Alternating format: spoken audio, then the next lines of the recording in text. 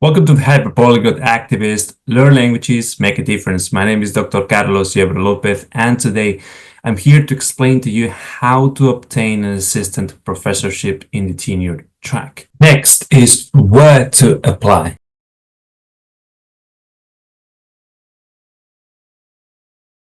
In principle, you should apply widely and let the market decide. That is the best advice that I can give you. Of course, you might have personal circumstances that prevent you from doing so. Your partner only wants a job in Mississippi. You don't want to go to the United States for political reasons, etc., etc., etc. But if you can, the best thing you can do is to cast your net wide. Now, the advice I'm going to give you is focus on the US because out of the 240 something applications that I did, let's say 85 to 90% were in the US. I also applied in the UK, so I can give you some modicum of advice there. And even in China, I went to a campus visit. In Russia, I got a job, etc. But I think that I'm most qualified to give you advice in particular focused on the US academic market. So within the US, we have from more to less prestigious as follows. On the top of the TP top, we have R1 institutions, which are also called very high research institutions. And these are the most prestigious ones, as I said. So Harvard, Princeton, NYU, University of California, Duke University, etc. And these have very high research output and expectations, but also support, meaning grants, PhD students that will help you out, etc. And they have a reduced focus on teaching, meaning the teaching load you can expect is 2-1 or 2-2 maximum. This means that in the fall semester, you will be teaching 2 classes, and in the spring semester, you will be teaching 1 class or 2, hence 2-1 or 2-2. In private R1 universities, the salaries tend to be higher. That's really where the money is at, even though there aren't really high salaries in academia. If they are somewhere, they are at private R1 institutions. Then we have small liberal art colleges, which some authors abbreviate as SLACs. Now, these are colleges, as the name indicates, meaning they don't have a graduate program, they don't have master's programs or PhD programs. So the whole teaching is focused on undergrads, but at the same time, they have the same research expectations and sometimes the same research support as R1 institutions. These are prestigious colleges such as Amherst in the East Coast or Pomona in the West Coast. Next, we have R2 institutions, also known as high research institutions. These are institutions that will have master's programs. Some of them might have PhD programs, a few of them. And then the teaching load is going to be significantly higher than at R1. So the teaching load now is going to be 2-3 or 3-3, depending on the case. Next, we have R2 institutions, which are high research institutions. These will have high research expectations and somehow high research support, but not comparable to R1. Otherwise, it will be R1 institutions. And conversely, they have more of a focus on teaching, and that teaching load is going to be 2-3 or 3-3. The salaries are not going to be as high as in R1s or small liberal arts colleges. Examples of R2 will be Loyola or Northern Illinois or California State University. Then you have teaching colleges, where, as the name suggests, the emphasis is on teaching. They rarely have any research expectations or support, and they also have a higher teaching load than R2s. Typically here, the teaching load is a 4-4. And finally, we have community colleges, which are 2-year institutions, and they typically have classes even in the evening or on weekends, and they encompass also adult students, returning students, non-prototypical ones. And sometimes students who cannot afford to pay the tuition fees of R1s or R2s or even teaching colleges might take this community college as a stepping stone to pay less tuition and get themselves ready to apply for one of those other institutions. To which type of institution should you apply? Again, my advice holds here. Apply widely and let the market choose.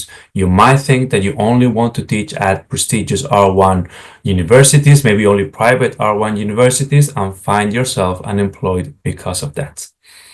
You might think that you're only good for teaching colleges and miss on opportunities at R2s or small liberal art colleges or R1s, etc. So apply widely and let the market put you in your place. And before we go any further, let me tell you that I'm fully aware that everybody is different and unique. So if you're actually serious about obtaining your assistant professorship this year, book a one-on-one consultation with me, where I'll give you access to the specific institutions and positions I applied for and the documents that got me interviews, as well as the ways in which I handle objections during those interviews and conducted my campus visit to secure the best terms in my negotiation for my assistant professorship. I will also have a look at your specific situation. Where is it best to apply for you? What kind of positions are in your best interest? And we will craft together your CV and your cover letter, which are the most important documents, as well as your research statement, teaching statement, diversity statement, and anything else you need. I will also love to coach you for your interviews, help you negotiate your best terms for the offer. And this is one of the best investments you can make in your future, as it will pay for itself already within the first monthly payment as a brand new assistant professor. Book a consultation by clicking on the link below in the description box, and we'll see you on the other side. Now, what are the positions you can apply for? Again, for more prestigious to less ones, the most prestigious position you can apply for with a PhD is that of assistant professor in the tenure track. Now, just because it's assistant professor, it doesn't mean it's in the tenure track, though most times it is. And just because it's tenure track, it doesn't mean it is assistant professor, though most of the times that is indeed the case. Next one is visiting assistant professor. This is a temporary assistant professor, meaning an assistant professorship, which is not in the tenure track. So you can do visiting assistant professorships for, say, 1 semester or 1 year. But in theory, the fact that you have obtained one of these means that your level is on a par with an assistant professorship. So in a lot of cases, a VAP or visiting assistant professorship is used as a stepping stone towards mostly successful assistant professorship applications. Then you have postdocs slash lecturerships. The postdocs are, as the name indicates, anything that you do after the doctorate, after the PhD. Now, a postdoc can be focused on research or it can be focused on teaching. Again, a postdoc in teaching will predispose you to be a better candidate at teaching colleges, R2s, community colleges, whereas a postdoc in research will give you a better shot at small liberal art colleges and R1s, though this is not necessarily the case. You may have done a postdoc in research and then end up at R2 or teaching college or community college, and vice versa. You might have done a postdoc in teaching and then end up at small liberal art colleges or R1s, though this is rare.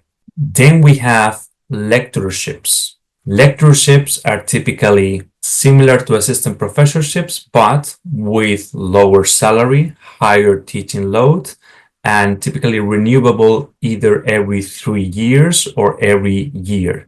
But at any rate, they are not on the tenure track. They cannot be made permanent. Rarely so, at any rate. And then you have adjunctships. This is the most precarious position because it doesn't come with any benefits. You are technically not an employee of the organization. You're just there to cover the odd course. It might be 1 course, 2 courses, 3 courses, but you are just paid by the course as opposed to paid for research, teaching, and administrative duties. So you're very contingent and disposable as a result. Which position should you go for? Again, as my mantra says, apply widely and let the market put you in your place. Unless being an adjunct is an absolute deal breaker, ask yourself this question. Would you rather be an adjunct for a limited amount of time or be unemployed? This is an important question because gaps in your CV when it comes to academia look really bad. If you haven't been in academia for say 2 years, that's going to raise red flags in the search committee. They're going to ask you about it. You are supposed to not have significant gaps unless you have a very valid extenuating circumstance. And even then, you will still need the search committee to go past your CV or your cover letter to find out the reasons why you have these gaps, or even wait until the interview, both of which are unlikely situations. My point here is, even if you don't land your ideal position on the first attempt, it will be wise for you to accept it unless it is absolutely unacceptable. And obviously, all things equal, the most prestigious position should be preferred over the less prestigious position. But there are exceptions to this rule. For instance, if you receive an assistant professorship offer at an institution that you will never attend or that is in a very remote place that has a high turnover or bad reviews, and at the same time you have received another offer which is a postdoc but at a very prestigious institution in a very big city full of opportunities and wonderful colleagues and a promising research agenda, maybe in that case you should take the postdoc. And I know what I'm talking about here because I once, before securing this position at California State University, secured an open rank professorship in Russia. However, the institution was shady with a high turnover. It was in Siberia. And then the war began. The invasion of Ukraine by Russia began just when I was accepting the offer. At the same time, a few weeks later, I received one of the most prestigious postdoctoral research fellowships that there are out there, which is a Marie Curie Fellowship. And it was at University College London, which is one of the top 10, top 20 research institutions in the world, arguably.